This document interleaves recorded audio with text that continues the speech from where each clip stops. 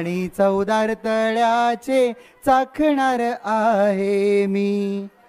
20 मार्च 1927 साली रायगड जिल्ह्यातील महाड येथे चौदार तळ्याचा सत्याग्रह झाला. हा सत्याग्रह पाण्यासाठी नव्हता, तर हा सत्याग्रह केवळ माणसासारखी वागणूक मिळावी यासाठी होता. विश्वरत्न डॉक्टर बाबासाहेब आंबेडकर यांच्या अध्यक्षतेखाली 3000 पेक्षा जास्त लोकांनी या सत्याग्रहात भाग घेतला. विकसित भारत, सशक्त भारत, सर्वश्रेष्ठ भारत या कार्यक्रमाअंतर्गत इयत्ता 5वीचे विद्यार्थी या परिषदेच्या निमित्ताने सत्याग्रह महाडमधील अस्पृश्यांची पाण्याची जी समस्या आहे ती दूर झाली पाहिजे. पण म्हणजे नक्की करायचं काय याचा खुलासा भीमराव करतील. हे बघा, एक लक्षात घ्या, आपण सगळ्यांनी आता इथनं उठायचंय आणि चौदार तळ्यापाशी जायचंय. हे बघा, आपला हा सत्याग्रह शांततेचा सत्याग्रह आहे. आपण समानतेसाठी पाण्याला स्पर्श करणार आहोत. चला.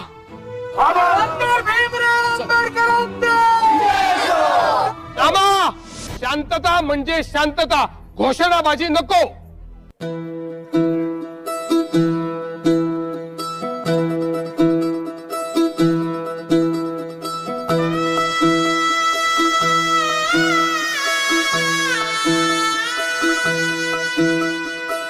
पाय फुफाटा रुतल काटा दिसल वाट तुझी, झोकून आशा चालत राहा तू गाडून टाक भीती.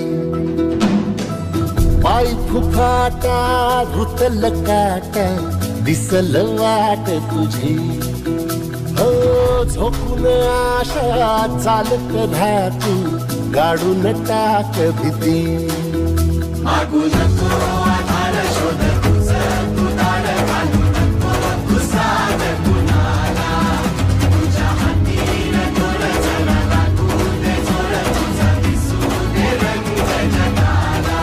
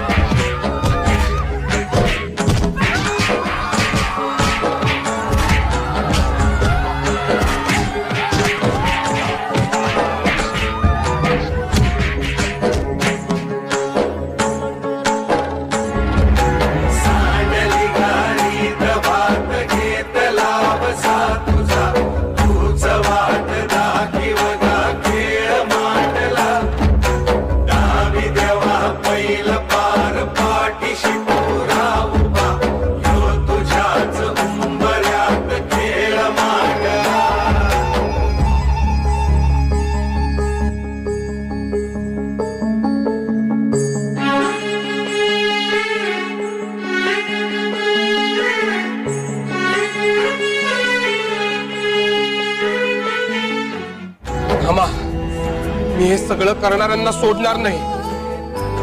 त्यांना शिक्षा मिळेपर्यंत मी स्वस्थ बसणार नाही.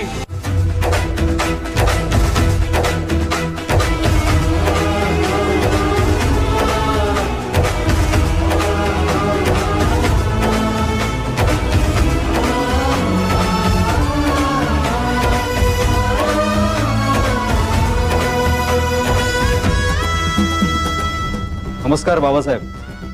नमस्कार, मी LV भोपटकर. नमस्कार, मी आंबेडकर. भेटून आनंद झाला. मला सुद्धा. Please bus.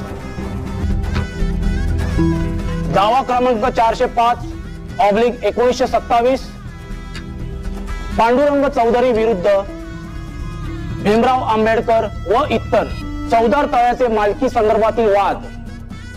Mister Bhopatkar, you may proceed.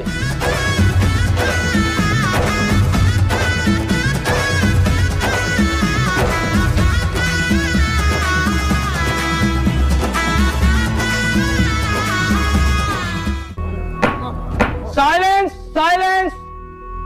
Chavdar तळ्याच्या मालकीबद्दल आता वादीचे काही म्हणणे नाही. लँड रेव्हेन्यू कोड प्रमाणे महाडचे चौदार तळे हे सरकारच्या मालकीचे होते. EMU ऍक्ट प्रमाणे तळ्याचे मालकी महाड नगर परिषदेकडे आहे असे प्रतिवादीने प्रतिपादन केले आहे।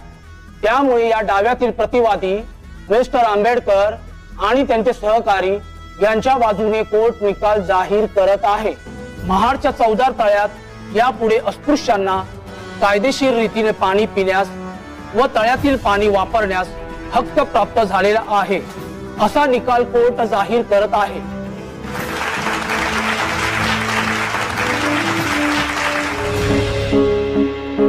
स्पर्शिले तू ओंजळीने खुले केले पाणी चौदार तळ्याचे, हक्क देऊन माणसाचे केले सोने पीडितांच्या जीवनाचे। शिका संघटित व्हा आणि संघर्ष करा, शिका संघटित व्हा आणि संघर्ष करा, मार्ग प्रगतीचा दाविला दिला भीमराया।